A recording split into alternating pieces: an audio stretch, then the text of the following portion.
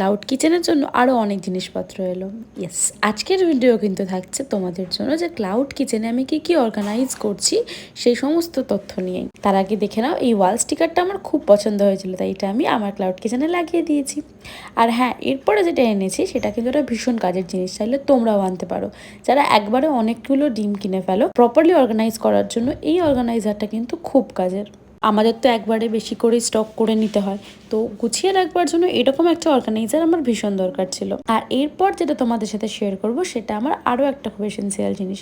Sandwich বা যে কোনো কিছুতে অয়েল ব্রাশ করবার জন্য আমার একটা এরকম ডিসপেন্সার খুব প্রয়োজন ছিল, যেখানে ব্রাশটাও খুব ভালোভাবে আটকানো থাকবে, ফলে বাইরে নোংরা লাগতে পারবে না। আর তারপরে দেখো এই প্লেটগুলো আমি নিয়েছি সমস্ত খাবার টাবারগুলো ঢাকা দিয়ে রাখবার জন্য, কারণ আমার কাছে অনেক বাটি থাকলেও প্লেট খুব একটা ছিল না। আমাদের ক্লাউড কিচেনের এরকম ছোট ছোট ভিডিও আরও দেখবার জন্য অবশ্যই চ্যানেলটা সাবস্ক্রাইব করো, এই ভিডিওটা লাইক দিতে ভুলো না।